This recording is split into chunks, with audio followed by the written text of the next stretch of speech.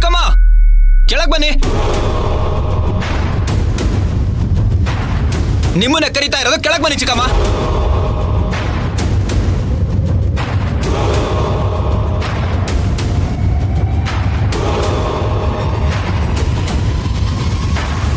ಚಿಕ್ಕಮ್ಮ ನಿಮ್ಮನ್ನ ಕರೀತಿರೋದು, ಕೆಳಗಡೆ ಬರ್ತೀರಾ ಇಲ್ವಾ ಇವಾಗ?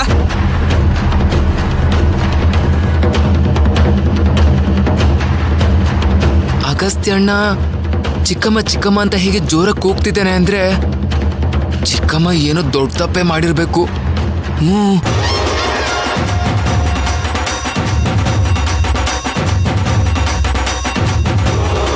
ಅಗಸ್ತ್ಯ ಯಾಕೆ ಯಾಕೆ ಕೂಗ್ತಾ ಇದ್ದೀರಾ? ಏನಾಯ್ತು? ಚಿಕ್ಕಮ್ಮ ಬರ್ಲಿ ಮೊದ್ಲು, ಎಲ್ಲ ಅರ್ಥ ಆಗುತ್ತೆ.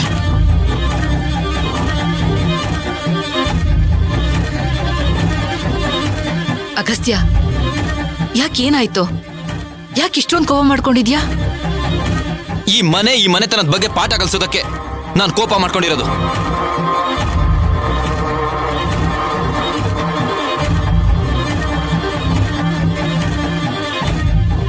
ಅಪ್ಪ ಈ ಊರಿನ ಜನಗಳಿಗೋಸ್ಕರನೇ ಮಿಡಿತಿದ್ದು ಅಂತ ಗೊತ್ತಿದ್ದು ಕೂಡ ಆ ಜನಗಳೇ ಬಲಿ ಆಗ್ತಿದ್ದಾರೆ ಅಂದ್ರೆ ಏನರ್ಥ?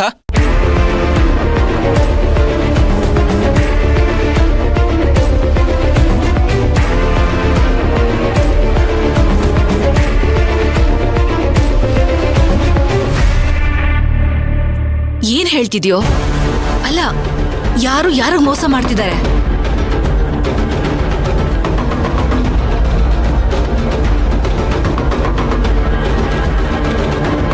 ಇಷ್ಟಕ್ಕೂ ದಮಯಂತಿ ಏನ್ ಮಾಡಿದ್ಲು?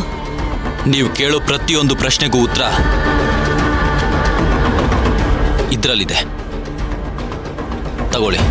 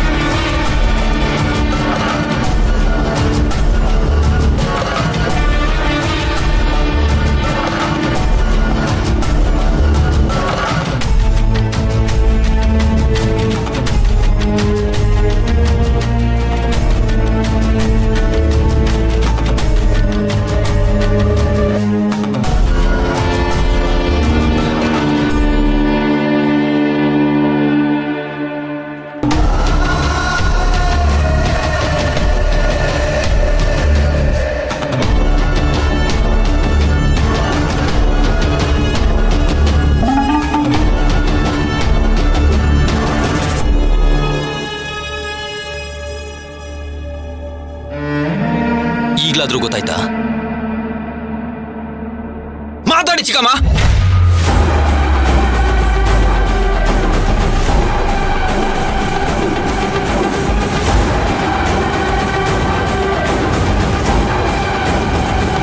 ಅಗಸ್ತ್ಯ, ಏನಿದ್ರು ನಿಧಾನಕ್ಕೆ ಮಾತಾಡ್ಬೋದಲ್ವಾ? ಚಿಕ್ಕೆ, ಈ ವಿಷಯದಲ್ಲಿ ನೀನ್ ತಲೆ ಹಾಕೋ ಅಗತ್ಯ ಇಲ್ಲ. ನೀನ್ ಸುಮ್ಮನೆ ಇದ್ಬಿಡು.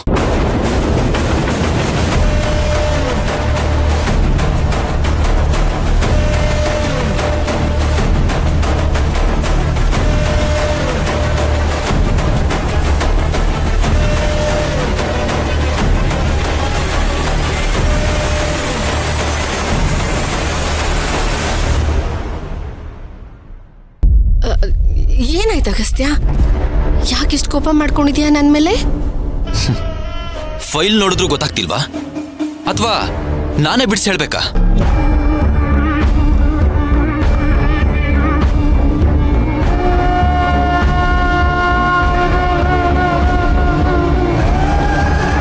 ಹೇಳಿ ಚಿಕ್ಕಮ್ಮ, ನನ್ನ ಬಾಯಿಂದನೇ ಕೇಳ್ಬೇಕಾ ನೀವು? ಅಗಸ್ತ್ಯ ಏನಾಯ್ತು? ಇವತ್ತು ಮಾತಾಡ್ಬೇಕಾಗಿರೋದು ಚಿಕ್ಕಮ್ಮ ಮಾತ್ರ. ಮಾತಾಡಿ.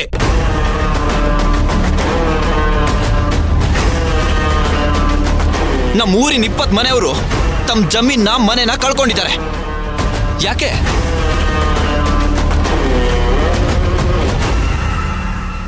ಮನೆ ಜಮೀನನ್ನ ಕಳ್ಕೊಂಡಿದಾರ? ಹೇಗೋ ಸಾಧ್ಯ ಇದೆಲ್ಲ? ಅದಕ್ಕೆ ಇವಾಗ ನಿಮ್ ತಂಗಿ ಉತ್ತರ ಕೊಡ್ತಾರೆ.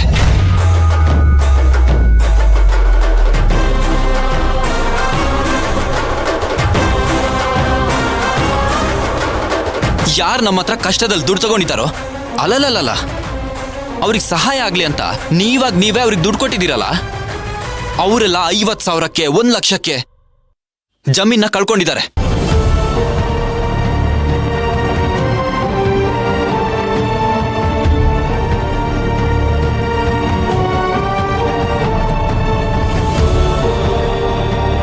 ಅದು ಅವರು ನಮ್ಮ ಮನೆಯವರಿಂದಾನೆ ಮನೆ ಜಮೀನನ್ನೆಲ್ಲ ಕಳ್ಕೊಂಡಿದ್ದಾರೆ ಅನ್ನೋದೇ ಇವಾಗಿನ ವಿಷಯ.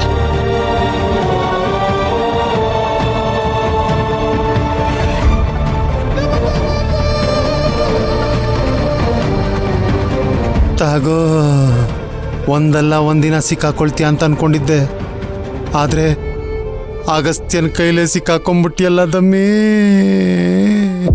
ಚಿಕ್ಕಮ್ಮ, ನನಗಿದು ಕುತ್ರ ಬೇಕು, ಹೇಳಿ ಇವಾಗ. ಅಗಸ್ತ್ಯ ಪ್ಲೀಸ್ ಸ್ವಲ್ಪ ತಾಳ್ಮೆಯಿಂದ ಇರಿ. ಯಾಕೆ ಈ ರೀತಿ? ಚಿಕ್ಕೆ, ನಿನಗೆ ಈ ವಿಷಯದಲ್ಲಿ ತಲೆ ಹಾಕ್ಬೇಡ ಅಂತ ಹೇಳ್ದೆ ತಾನೆ, ಸುಮ್ಮನಿದ್ಬಿಡು. ಚಿಕ್ಕಮ್ಮ ಹೇಳಿ.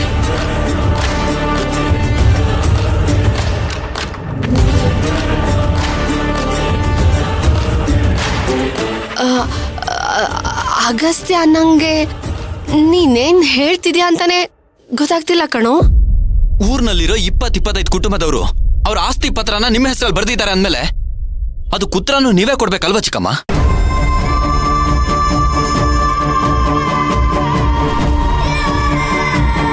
ಏನೋ ಅಷ್ಟು ಜನಗಳ ಆಸ್ತಿ ದಮಯಂತಿ ಹೆಸರಲ್ಲ? ಇದೆಲ್ಲ ದಮಯಂತಿ, ಏನಾಗಿದೆ ಅನ್ನೋದನ್ನ ನಿಜ ಹೇಳು. ಅಯ್ಯೋ ಅಯ್ಯೋ ಅಕ್ಕ, ನೀನು ಇವನ್ ಮಾತನ್ನ ನಂಬ್ತಿದೀಯಲ್ಲ? ನಂಗ್ ನಿಜವಾಗ್ಲೂ ಇದ್ರ ಬಗ್ಗೆ ಏನೂ ಗೊತ್ತಿಲ್ಲ. ಸುಳ್ಳು.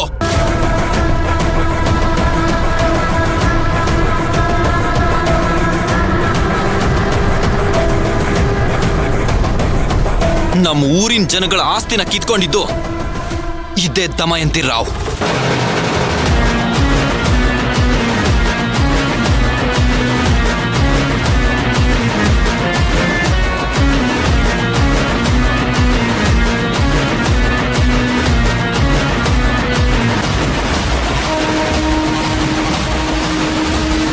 ಊರಿನ ಜನ ಸಹಾಯ ಅಂತ ಕೇಳಿ ಬಂದಾಗ ಅವ್ರಿಗೆ 20-30 ರೂಪಾಯಿ ಕೊಡೋದು, ಅವ್ರಿಗೆ ಅದನ್ನ ಕೊಡಕ್ಕಾಗಲ್ಲ. ಅವಾಗ ಅದೇ ನೆಪ ಇಟ್ಕೊಂಡು ಬಡ್ಡಿ, ಚಕ್ರ ಬಡ್ಡಿ ಅಂತ ಅವ್ರ ಆಸ್ತಿ ಪತ್ರ ಜಮೀನ ಇವ್ರ ಹೆಸರಿಗೆ ಮಾಡ್ಕೊಳ್ಳೋದು. ಸುಳ್ಳು ಸುಳ್ಳು. ಅಕ್ಕ, ಅಗಸ್ತ್ಯ ನನ್ ಮೇಲೆ ಮಾಡ್ತಿರೋ ಆರೋಪ ನಿಜಾನೇ ಆಗಿದ್ರೆ ಈ ಊರಿನ ಜನ ಎಲ್ಲ ಬಂದು ನಿನ್ ಹತ್ರನೇ ಹೇಳ್ತಾ ಇರ್ಲಿಲ್ವಾ? ಹೇಳ್ತಾ ಇರ್ಲಿಲ್ಲ.